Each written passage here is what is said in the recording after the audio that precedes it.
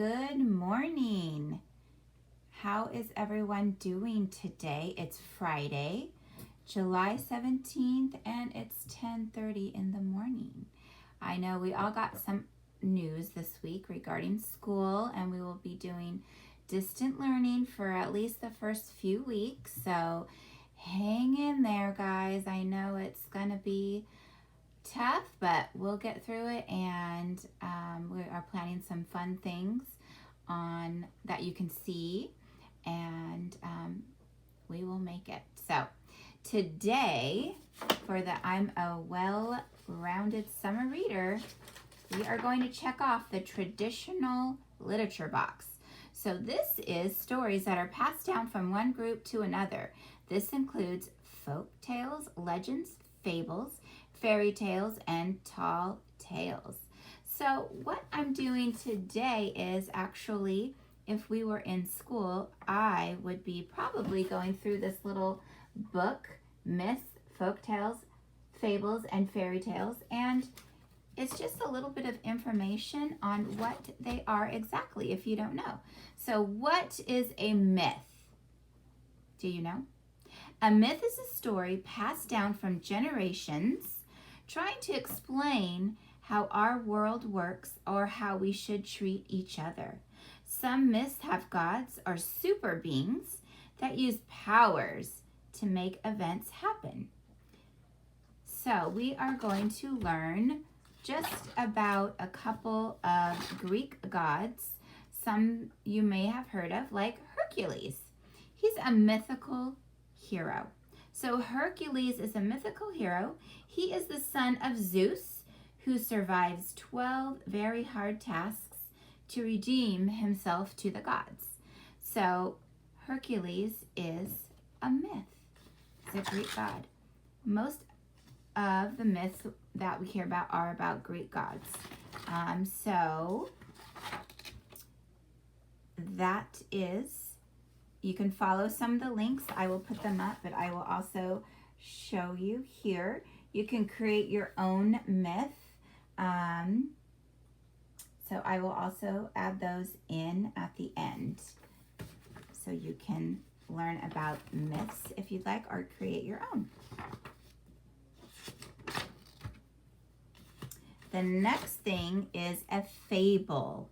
What is a fable?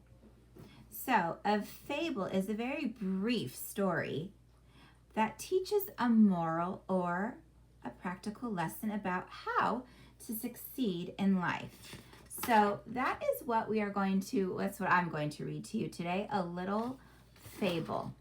I'm sure you've heard this, but this is the story of the shepherd boy and the wolf. So you can write that title on here under the book, The Shepherd Boy and the Wolf. So here we go. A shepherd boy tended his master's sheep near a dark forest, not far from his village.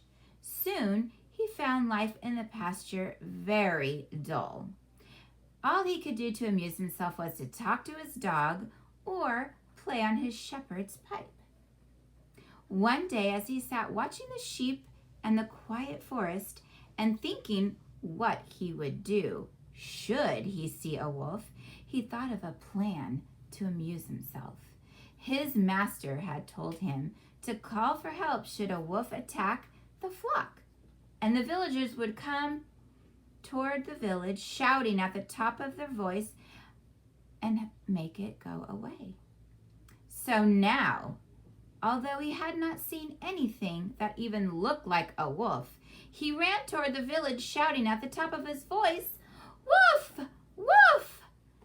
As he expected, the villagers who heard the cry dropped their work and ran in great excitement to the pasture. But when they got there, they found the boy doubled up with laughter at the trick he had played on them. A few days later, the shepherd boy again shouted, "Wolf! Wolf!" Again, the villagers ran to help him, only to be laughed at again.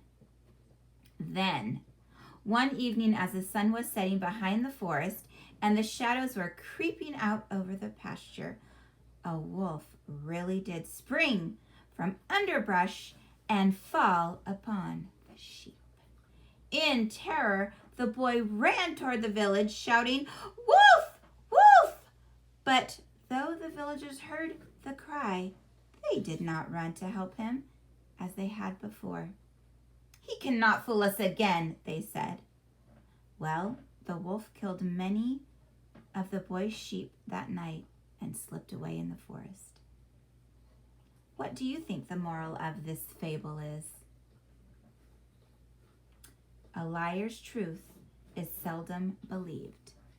So if you keep on not telling the truth, people are not going to believe you. That is the lesson of the story, The Shepherd Boy and the Wolf. So maybe you learned something new with that story. Maybe you've never heard that fable. So again, that is a fable, and you learn a moral or a lesson. The next thing is a folk tale. So a folk tale is a story with no known author. Folk tales are passed down from one generation to another by word of mouth. So it's a story that could be told over and over again. They teach lessons and teach you about the consequences of certain kinds of behavior or attitudes. Sometimes they start with once upon a time or long, long time ago. They usually have a character that is evil that the hero must overcome. The characters often use trickery or defeat the evil character or complete the task.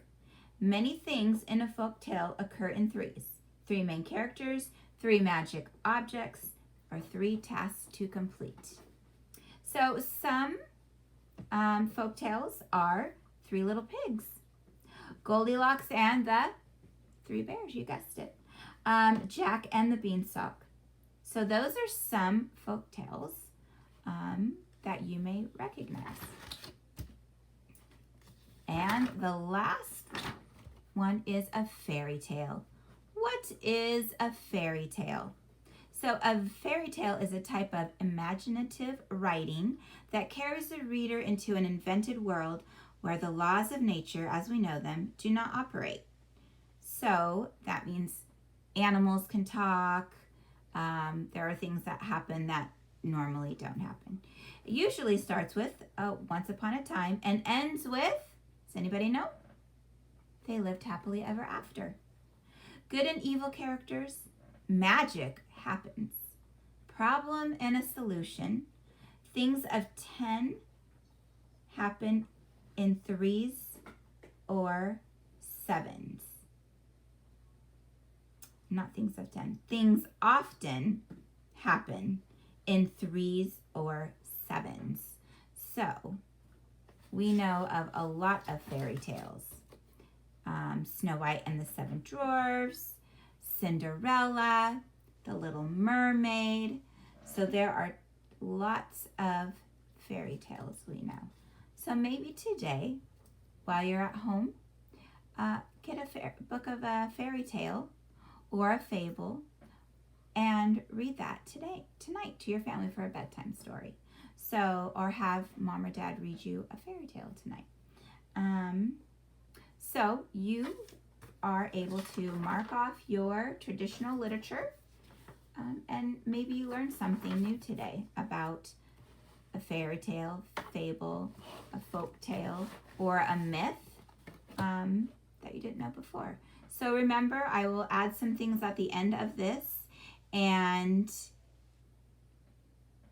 so you can maybe make your own myth.